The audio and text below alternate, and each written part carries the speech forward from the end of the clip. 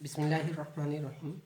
Dear students, आज हम page number 10 chapter first 9th class का पढ़ने लगे हैं, सेल्फ असेसमेंट 1.1 कि इस गिवन इन्फॉर्मेशन में हमने बताना है कौन सी ब्रांच केमिस्ट्री की फुलफिल करती है कि इसको स्टडी करें। Hair contains a special class of protein. Hair में एक ख़ास किस्म की प्रोटीन पाई जाती है जिसको केराटिन कहा जाता है, which are present in nails और वूल में भी पाई, जो इसमें ये ऑब्जेक्टिव भी है। ये याद रखिएगा कि नेल और वूल में किस टाइप की केराटिन पाई जाती है, पूछा जा सकता है आपको। तो आपने फिर ज़ाहिर बात है मल्टीपल चॉइस में या अगर कोई आपका स्कूल का टेस्ट है फिल इन द ब्लैंक्स वगैरह, तो उसमें केराटिन वगैरह ऑप्शन के तौर पे दिया जा सकता है, तो आपको पता हो। तो अब ज़रा देखिएगा, इसको स्टडी कौन करेगा केराटिन को? Special type of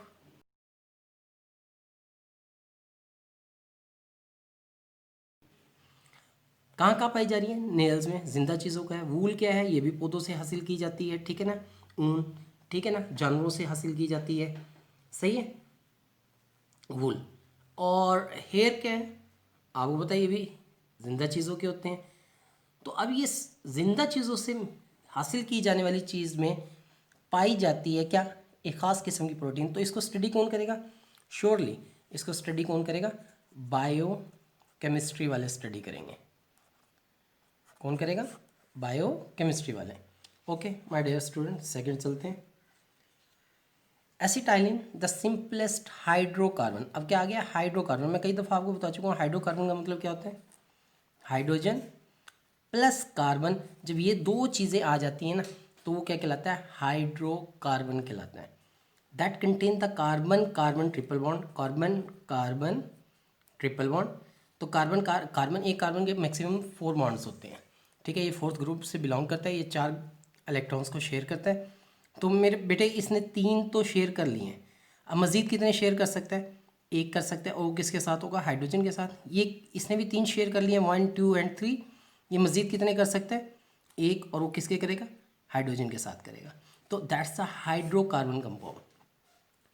triple triple bond होते हैं इसमें, are compound of carbon and hydrogen. तो जहरी बात है हाइड्रोकार्बन कंपाउंड है, तो इसको कौन स्टडी करेगा? मैं कई दफ़ा कह आ चुका हूँ, जहाँ हाइड्रोजन प्लस कार्बन आ जाए जिस कंपाउंड में भी, उसको स्टडी करने वाला एक ही ब्रांच है, वो क्या कहलाती है? Organic chemistry. कौन क्या कहलाती है?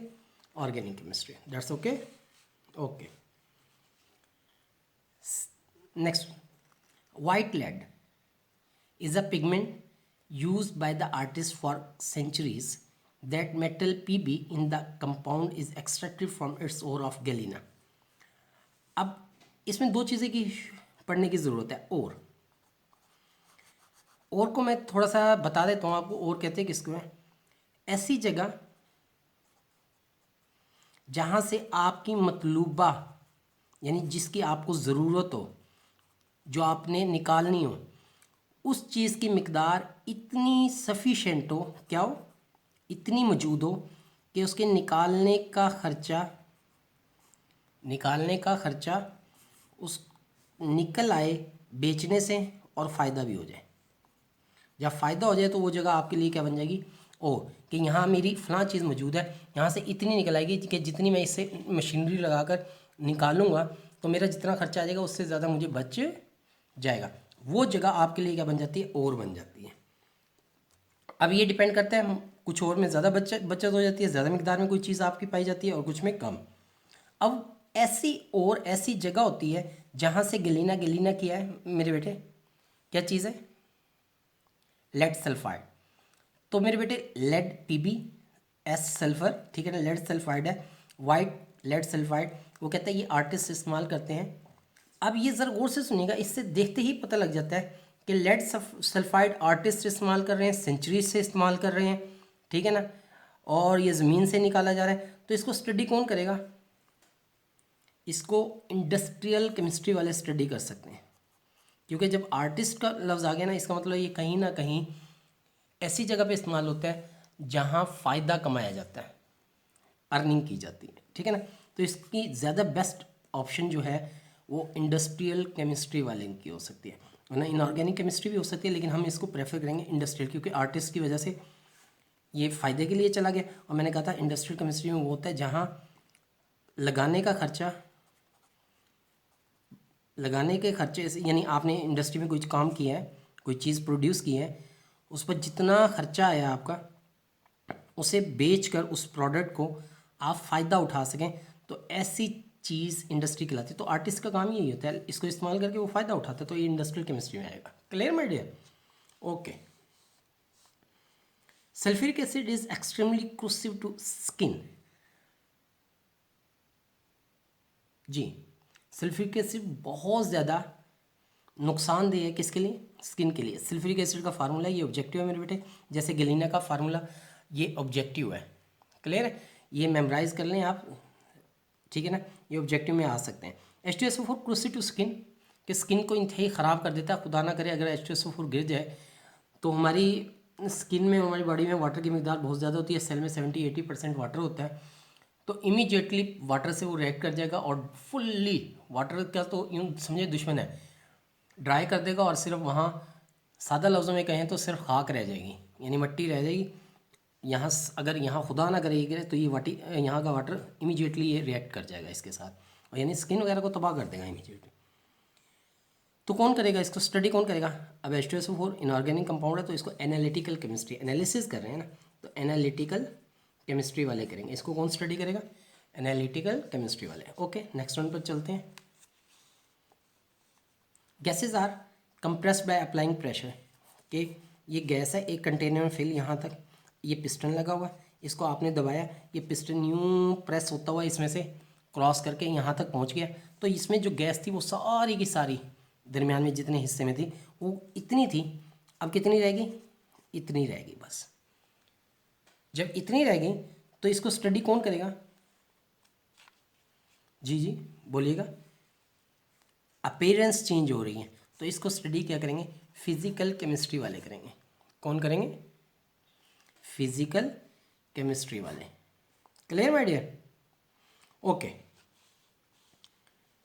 सम एग्जांपल ऑफ कंप्लीट प्रोटीन, वो कहते हैं फूड, मीट, मिल्क, एग्स। और ये एग जिंदा चीज़ों से है, मिल्क जिंदा चीज़ों से है, मीट गोश्त जिंदा चीज़ों का होता है, फूड है ही जिंदा चीज़ों के लिए, ठीक है ना।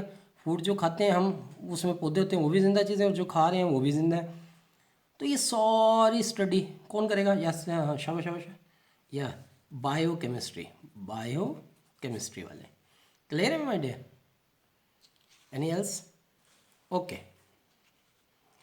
अब next one, element radium decay होते हैं, ठीक है ना। डिके का मतलब होता है ये टूटता है। जब टूटता है तो याद रखिएगा, जब बड़ा पार्टिकल कोई टूटता है, मैं आपको बताएंगे हम इंशाल्लाह एमिशन के चैप्टर में, फ्यूजन और फिशन के, तो फिज़िक्स के लास्ट चैप्टर्स में से है, तो उसमें डिटेल से पढ़ेंगे कि जब एक बड़ा पार्टिकल, बड़ा एटम टूटता है तो उसमें से छोटे एटम्स भी निकलते हैं, लेकिन साथ ही क्या निकलते हैं? Alpha particle. क्या निकलते हैं? Alpha particle. अल्फा पार्टिकल पहले भी मैं बता चुका हूँ, शाबाश शाबाश, आप बताइएगा। हाँ, हीलियम 2 पॉजिटिव। हीलियम में क्या होता है? 2 प्रोटॉन होते हैं, 2 न्यूट्रॉन होते हैं, और 2 ही इलेक्ट्रॉन होते हैं, लेकिन दोनों इलेक्ट्रॉन निकल जाते हैं, तो यहाँ क्या आ जाता है? 2+ चार्ज आ जाता है। क्लियर? तो ये भी निकलते हैं। तो अब जहाँ अल्फा पार्टिकल निकल रहे हो, और रेडियम किस में तब्दील हो रहा है? रेडॉन में तब्दील हो रहा है। किस में तब्दील हो रहा है? मैंने कहा था ये 2 में तब्दील हो जाता है। हाँ, स्पेसिफिक कभी कभार ये होता है, ये अपने हाईएस्ट से लोएस्ट में तब्दील हो जाता है, यानी हायर एटॉमिक नंबर से लोएस्ट एटॉमिक नंबर में तब्दील हो जाता है। कैसे होता है पूरी तफसील से पढ़ना है, आप थोड़ा सा वेट करें, नेक्स्ट लेक्चर्स में हमारे आ रहा है। तो अल्फा पार्टिकल निकलने की वजह से ये हायर एटॉमिक नंबर से लोअर एटॉमिक नंबर रेडॉन में तब्दील हो जाता है। किस में तब्दील हो जाता है? रेडॉन में। तो दरमियान में क्या निकल गया? हीलियम 2 पॉजिटिव निकल गया। तो इसको स्टडी कौन करेगा? डिके, टूट रहे हैं, बड़ा एटॉमिक मॉलिक्यूल नहीं, सॉरी, बड़ा एटम जो है वो छोटे एटम में तब्दील हो रहा है, बड़ा एटम जो है वो छोटे एटम्स में तब्दील हो रहा है। तो इसको स्टडी कौन करेंगे? हाँ श्योर, बिल्कुल, वेल डन, न्यूक्लियर केमिस्ट्री वाले करेंगे। कौन करेंगे?